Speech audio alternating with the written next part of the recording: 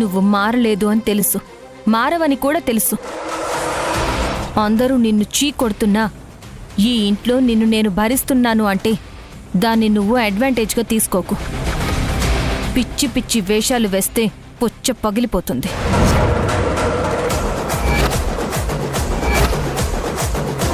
నీకొచ్చిన ఈ అవకాశాన్ని పునర్జన్మగా భావించి బుద్ధిగా కాపురం చేసుకో. అంతేకాని ఇలా చిల్లరగా ప్రవర్తిస్తే మాత్రం నేను చూస్తూ ఊరుకోను. ఊరుకోక ఏం చేస్తావు? ఎన్నాళ్ళు నీ మీద నాకు కొంత పగుండేది. నా బంగారం కొట్టేశాక మా మావయ్య కోమాలోకి వెళ్ళాక అది ఇంకా పెరిగింది. నువ్వు నా దగ్గర నుంచి నా జీవితాన్ని లాక్కున్నావు. నా బంగారాన్ని నువ్వు ఎక్కడ దాచినా దాన్ని కనిపెడతాను. అలాగే నువ్వు దాస్తున్న ఏదో విషయాన్ని కూడా కనిపెట్టి నిన్ను రెడ్ హ్యాండెడ్గా పట్టించకపోతే నా పేరు మధునే కాదు. నీ బంగారమా? అది నీ బంగారం ఎలా అయింది మధు? నువ్వేమైనా కష్టపడి సంపాదించావా? జనాల డబ్బులు దోచేస్తే అది నీదవ్వదు. చివరికి మన కష్టమే మనకి మిగులుతుంది. అది గుర్తుపెట్టుకో. నా గురించి ఏదో కనిపెడతానని ఛాలెంజ్లు చేస్తున్నావు కదా. All the best Madhu. నువ్వంటే ఖాళీగా ఉన్నావు. నీకు చిన్న లైన్ దొరికినా దాన్ని పెద్ద స్టోరీలా ఎలా డెవలప్ చేయాలో విసుగు లేకుండా ఆలోచిస్తున్నావు. కానీ నేను నీలా పని పాట లేకుండా కూర్చోలేదు నీ సోది మొత్తం వినడానికి. బాగా కవర్ చేస్తున్నావు సింధు. ఈ ఇంట్లో అందరూ నేను నటిస్తున్నాను అంటారు, కానీ నీ నటన ఎవ్వరూ గుర్తించడం లేదు. ఎందుకంటే నువ్వు జీవిస్తున్నావు కదా. నువ్వు పైకి ఎంత మేకప్ వేసినా ఆ రోజు బ్లాస్ట్ జరిగినప్పుడు మావయ్య అక్కడికి రావటం నిజం. తరువాత ఢిల్లీకి వెళ్ళినా ఆయన ఎవ్వరితోనూ ఎక్కువ మాట్లాడకపోవటం నిజం. నువ్వు ఎంత బుకాయించినా రేపు ఆ పిండ ప్రదానం చేసేది మావయ్యకే అని నా గట్టి అనుమానం. అనుమానమే కదా. ఎంత కావాలంటే అంత అనుమానించుకో.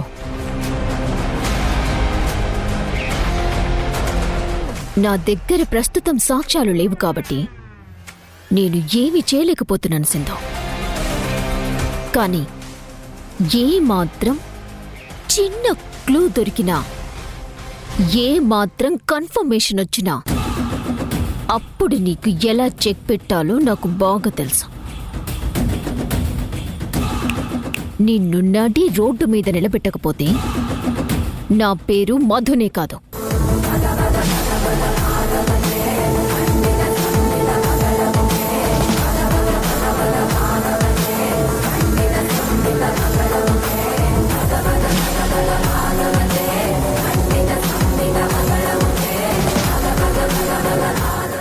దేవుడా, ఒక అబద్ధం 1000 అబద్ధాలకి దారితీస్తుంది. రేపు కార్యానికి అంతా సిద్ధమైంది. కానీ మధు కళ్ళల్లో పడితే అసలుకే ఎసరొచ్చేలా ఉంది. ఎలా అయినా రేపటి రోజును ప్రశాంతంగా గడిచేలా చూడు స్వామి.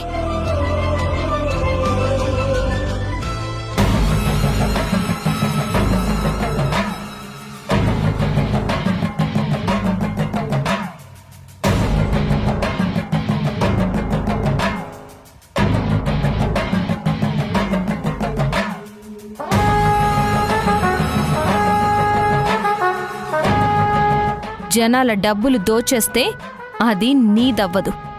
చివరికి మన కష్టమే మనకి మిగులుతుంది. అనుమానమే కదా. ఎంత కావాలంటే అంత అనుమానించుకో. మావయ్య, ఎప్పుడు లేస్తావు మావయ్య? అవతల ఆ సింధు ఏదో పెద్ద కుట్ర చేస్తోంది. సడన్ గా పిండ ప్రదానం అంటోంది. ఎవరికో ఏంటో నాకర్థం కావడం లేదు.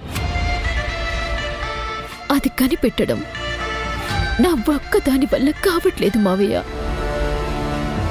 ఆ యశ్ ఏమో అదే రోజు భూమి పూజ అంటున్నాడు. అసలు వీటన్నింటికి సంబంధం లేకుండా సింధు ఏంటి మధ్యలో ఈ పిండాలు పెట్టాలంటోంది.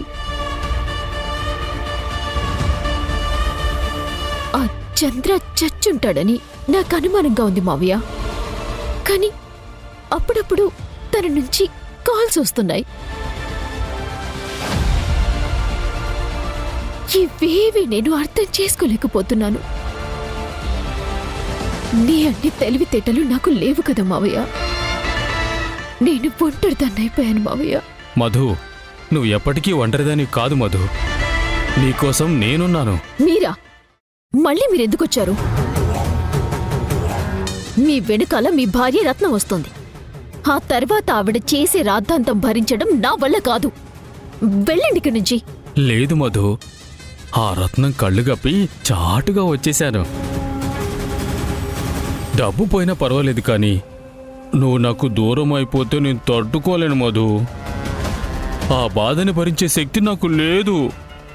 చూడండి, మీకు ఆల్రెడీ పెళ్ళాముంది. మర్యాదగా ఇక్కడి నుంచి వెళ్ళిపోండి. నా బాధలో నేనున్నాను. నా బాధలో కూడా నేనున్నాను మధు. ఆ డబ్బు వంకతోనైనా మనం రోజు మార్చి రోజు కలుసుకునేవాళ్ళం.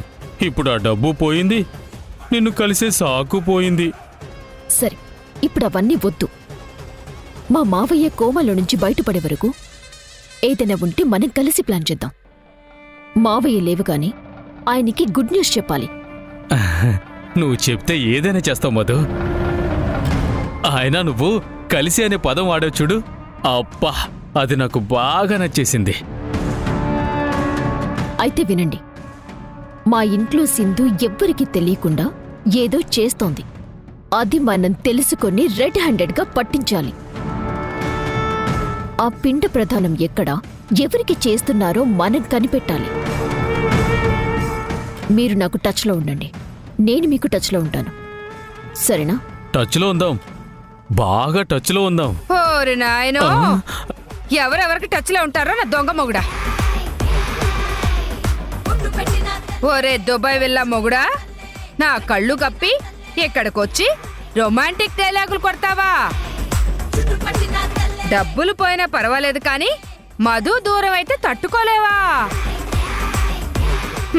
మీ ఇద్దరిని ఇప్పుడు చీపురుతో కాదురా, ఆ చీపుర్ని బురదలో ముంచి మరీ మోకం వాచిపోయేలా కొట్టాలి. రత్నం గారు, మధ్యలో నన్ను లాక్కండి. మీ మొగుడు పెళ్ళాల గొడవేదో మీరే చూసుకోండి. ఇంట్లో మనశ్శాంతి లేదని ఇక్కడికొస్తే ఇక్కడ కూడా ఏదో గొడవ చేస్తున్నారు. నీకు మనశ్శాంతి లేకపోవడం ఏంటే? నీ వల్లే మా అందరికీ కదా మనశ్శాంతి లేకుండా పోయింది. నేను చెప్తూనే ఉన్నాను, మీ ఆవిడ వస్తే గొడవ చేస్తుంది అని. బుద్ధిగా కాపురం చేసుకోవాలనే ప్రతి ఆడది దాని మొగుడు ఎవరి వైపైనా చూస్తే ఇలానే గొడవ గొడవ చేస్తది. నీలా మొగుడిని వదిలేసి ఊర్లమ్మట పడి తిరగదు. అబ్బా, మీరు ఏదో ఒకటి చేసుకోండి, నాకు మాత్రం సంబంధం లేదు. ఛ!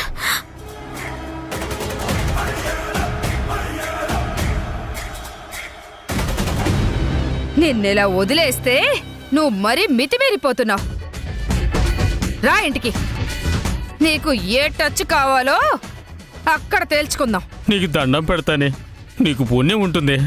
నన్ను వదిలేవే. నీ దెబ్బలు తినడం కంటే ఇదిగో ఇక్కడ ఈ మారుతిరావు పక్కనే కోమాల పడుండటం మేలు.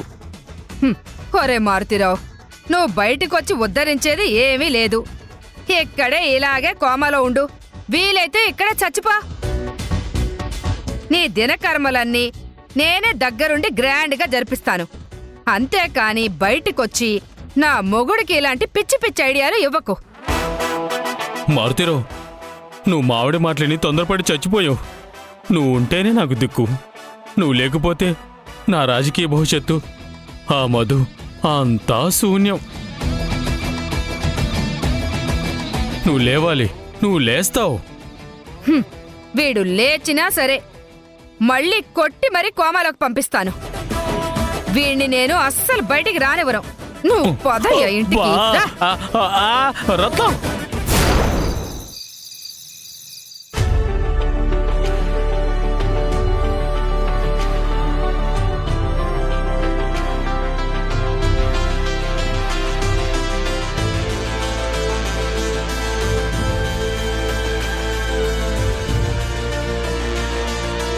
రే యష్, మీ నాన్నగారు బయలుదేరారో లేదో కనుక్కో. రేపు పూజ టైంకి రావాలి కదా. అలాగే నీ భూమి పూజ ప్రోగ్రాంకి కూడా ఆయనే కదా ముఖ్య అతిథి. సింధు, నాన్నకోసారి ఫోన్ చేయి.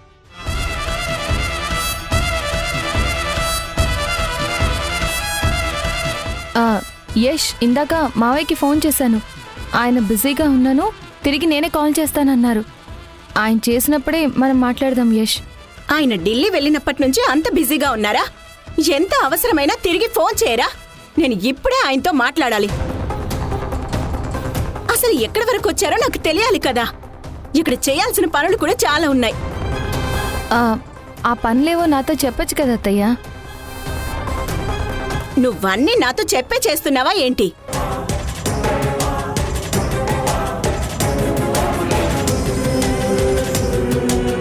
ఆ కళ్యాణాన్ని నన్ను అడిగి ఆపించావా?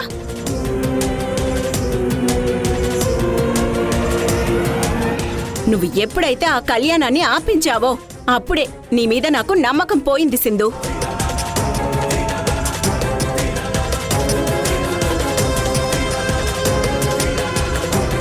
నా చంద్రతో నేనే మాట్లాడతాను. అసలు ఆయన కట్టుకున్న భార్యను వదిలేసి నీకు ఫోన్ చేసి ప్రతి చిన్న విషయం నీకే చెప్పడం ఏంటి అసలా? అది నాకు అస్సలు నచ్చడం లేదు అసలా. ఎందుకు దమయంతి సింధు మీద అరుస్తావు? మొన్నటి వరకు వాడు ఫోన్ చేస్తే నేను మాట్లాడను అన్నావు. ఇప్పుడేమో మాట్లాడతాను అంటున్నావు. వాడికి నీ మీద ఏమైనా కోపం వచ్చిందేమో, నీ మీద అలిగాడేమో.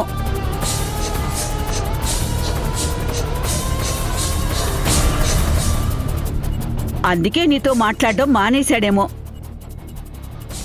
దానికి సింధునంటావేంటి దమయంతి? ఏంటత్తయ్య, మీరు కూడా ఇలాంటివి సమర్థిస్తున్నారా? ఒకవేళ నేను చేసింది నచ్చకపోతే నాతోనే చెప్పాలి కానీ ఇలా మాట్లాడకుండా ఉండటం కరెక్టా? నేను వాడు చేసింది సమర్థించడం లేదు దమయంతి. కానీ చంద్ర ఫోన్ చేయలేదన్న కోపం సింధు మీద చూపించడం తప్పు అంటున్నాను.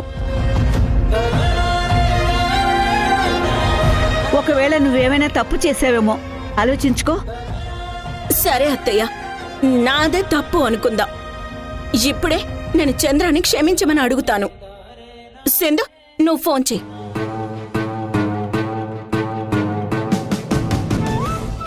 అమ్మా, నీదేం తప్పుందమ్మా? నువ్వు క్షమించమని అడిగేంత తప్పేమీ చేయలేదు. ఈ విషయంలో నాన్నదే తప్పమ్మా. నాన్న మనతో ఎవరితో టచ్లో లేకుండా సింధుతో మాత్రమే టచ్లో ఉండడం ఏంటి? నాకు అర్థమే కావట్లేదు. సింధు, నువ్వు ఫోన్ చేయి, అమ్మ మాట్లాడుతుంది.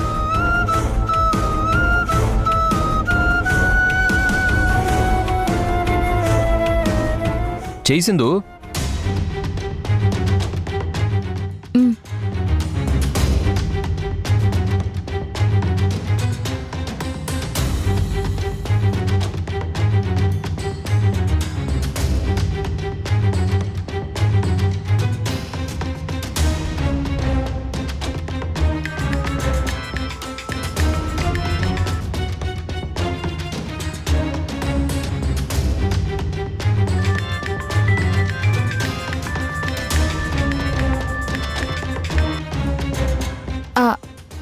మావయ్య, ఒక్క నిమిషం. మీతో అతే మాట్లాడుతుందట.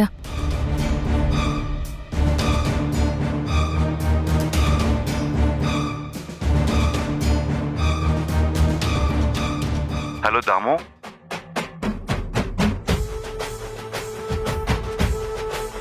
చంద్ర, ఇంకా నా మీద కోపం అలక తగ్గలేదా నీకు? నువ్వు వెళ్ళినప్పటి నుంచి నాకెందుకు ఫోన్ చేయలేదు అసలా? నేను అలిగానని ఎవరు చెప్పారు నీకు? ఇక్కడ నాకు చాలా ముఖ్యమైన పనులున్నాయి. దాంతో నాకు ఎవరికి ఫోన్ చేసి మాట్లాడే టైం కుదరటం లేదు, అంతే. అయితే ఇక్కడున్నవి ముఖ్యమైన పనులు కావా? భూమి పూజ మన కుటుంబానికి ఎంత ముఖ్యం.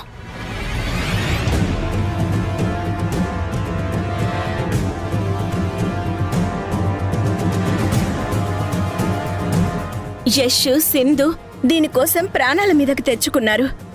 ఇప్పుడు అందరికీ డబ్బు పంచే సమయం వచ్చింది. యష్ ఆ కార్యక్రమం నీ చేతుల మీదుగా జరిపించాలి అనుకుంటున్నాడు చంద్ర.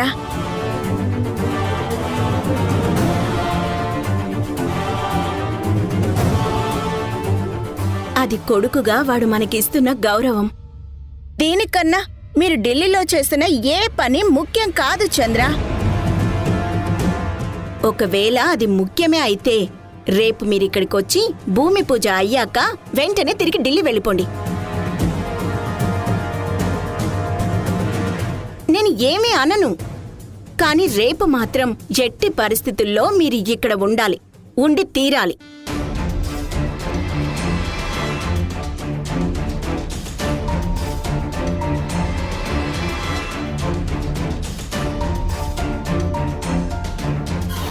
ఇది దాము చెప్పే చివరి మాట చంద్ర. ఇక నువ్వేం చెప్పినా నేను వినను.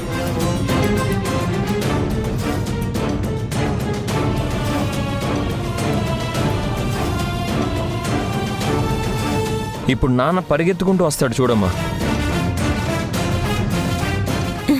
రే యష్, నువ్వు భూమి పూజ ఏర్పాట్లు చూసుకో, నేను గుడిలో పనులు చూసుకుంటాను. నువ్వు కోరుకున్నట్లు భూమి పూజ జరుగుతుంది, నేను కోరుకున్నట్లు కళ్యాణం జరుగుతుంది.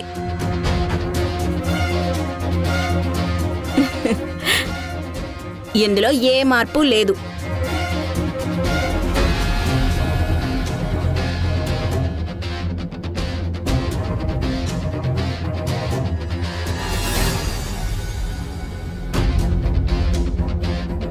భయం వేస్తుందమ్మా సింధు.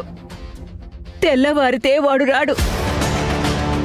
ఒక పక్క పిండ ప్రదానం జరిపించాలి. అదెలా చేస్తావమ్మా? నాకు చాలా టెన్షన్గా ఉంది. ఈ గండం నుంచి మనం ఎలా తప్పించుకుంటామమ్మా? నాకు కాళ్ళు చేతులు ఆటం లేదమ్మా. నాకు కూడా ఏం తోచడం లేదు భాగ్యం. కానీ ఏదో ఒక దారి ఆ భగవంతుడు చూపించకపోవడా అన్న చిన్న ఆశ.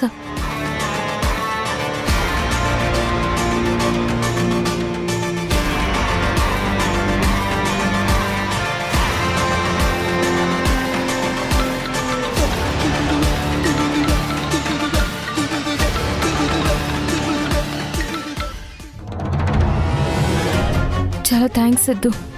మా అత్తయ్య మళ్ళీ రేపు మావయ్య ఫోన్కి కాల్ చేయొచ్చు. బయలుదేరారా లేరా అని అడగచ్చు. ఈరోజు మేనేజ్ చేసినట్టే రేపు కూడా ఏదో ఒకటి చెయ్యి. ఇలా ఎన్నాళ్ళు సింధు? ఇది నాకు కరెక్ట్ అనిపించడం లేదు. చివరికి దొరికిపోతాం.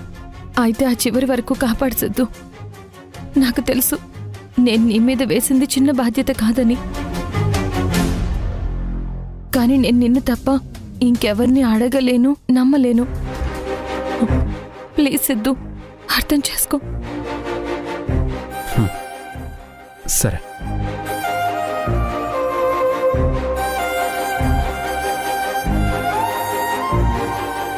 పిచ్చిది. దమయంతి బాధపడకూడదని తల్లడిల్లిపోతుంది. కానీ ఆ దమయంతేమో దీని మీద కోపం పెంచుకుంటుంది. రాను రాను ఇది ఎంత దాకా దారి తీస్తుందో.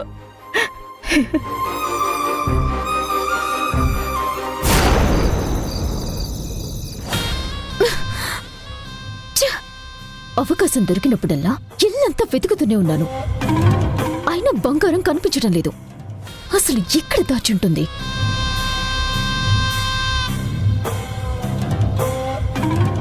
ఇది మళ్ళీ బంగారం కోసం వెతుకుతుందనుకుంటా. దీని పని చెప్తాను.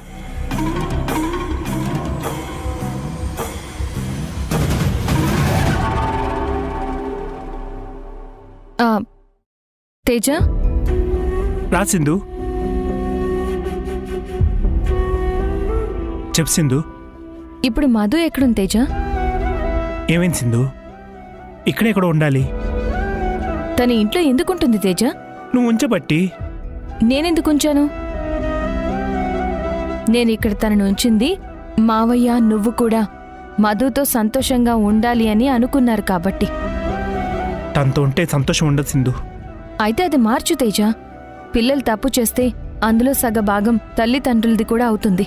అలానే పెళ్ళాం తప్పు చేస్తే అందులో ఎంతో కొంత భాగం మొగుడిది అవుతుంది.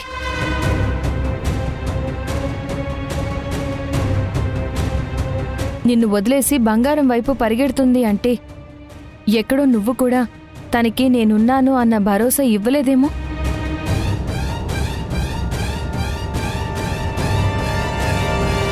తను కరెక్ట్ అని నేను చెప్పను తేజ, కానీ తనని దారిలోకి తీసుకురావడానికి నువ్వేం చేస్తున్నావు? ఇప్పుడు తీసుకునిరా. నేను మారాను అని తనే అంటుంది కదా. నువ్వు విడాకులు ఇస్తానంటే నటిస్తుంది తప్ప తనకి నీతో కాపురం చేసే ఉద్దేశం ఏమీ లేదు. మగాడివి, నేను నీకెలా చెప్పాలి? గుర్రానికి ముక్కుకు తాడు వేసి కంట్రోల్లో పెట్టుకుంటారు.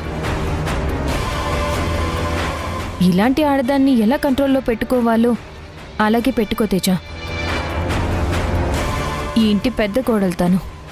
దానికి తను తగ్గట్టుగా ఉంచే బాధ్యత నీది కూడా. అర్థమైంది సింధు, నేను చూసుకుంటాను. All the best Teja. Thank you.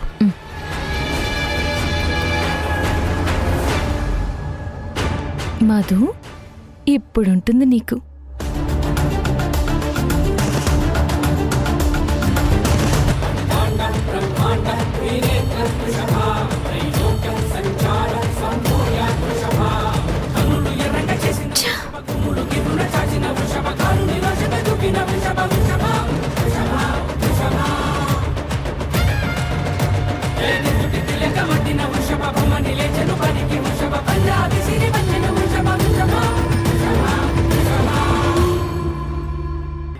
తను మీకు చెప్పకుండా ఏం చేస్తుందో తెలుసా అత్తయ్య? నాకు చెప్పని సింధు తను ఏం చేస్తుందో నీకు చెప్పిందా? మీకు తెలియకుండా ఎవరూ ముక్కు మొహం తెలియని వాళ్ళకి పిండ ప్రదానం జరిపించటానికి తీసుకెళ్తోంది.